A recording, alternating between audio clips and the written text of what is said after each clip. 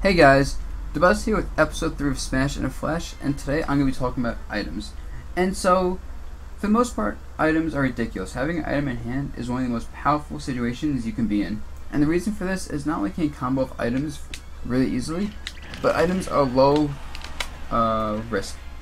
So you throw an item, there's no cooldown on it whatsoever. Do item throw into grab immediately, do an item throw into forward air with no lag in between, and just for the most part, due to the fact that item throw itself has no startup, pretty much, and the cooldown is non-existent, you can do whatever you want with an item. It just provides essentially a free attack, a free projectile.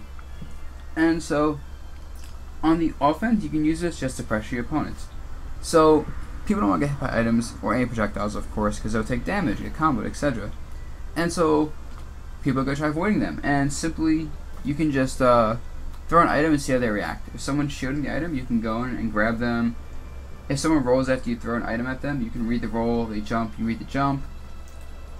And really, it just lets you condition your opponent or see how your opponent likes to react, and then punish them when you get the chance to.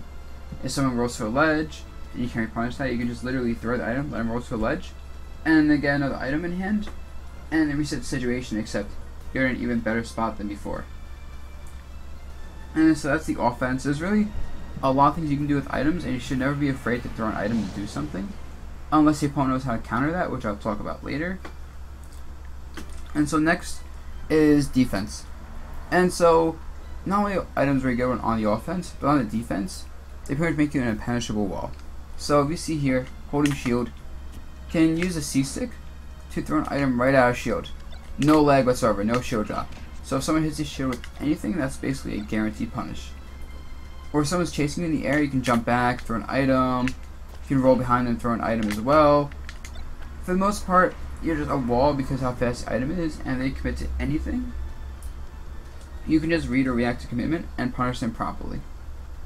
And so, now how do you deal with items due to how powerful they are?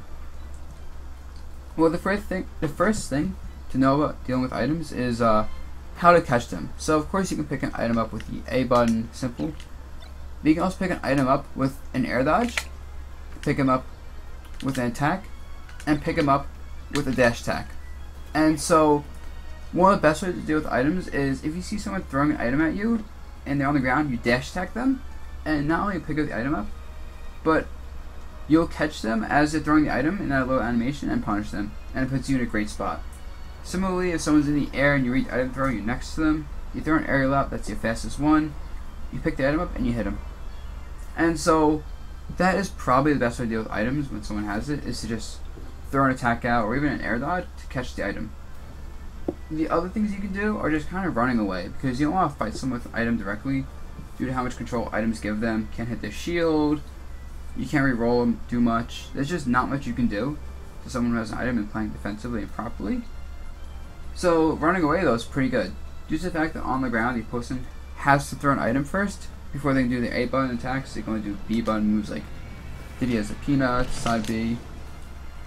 On the ground, they're much more predictable. And even in the air, most players don't know you can actually drop an item and use an aerial like this. It's like L drop it. Oops, messed it up. It's like L drop, aerial, and you can pick the item back up if you're fast. But most players don't know this, so for the most part, you can just jump around them. And basically, you're playing a game of keep away when the opponent has an item in hand and you don't. You're just trying to get rid of that.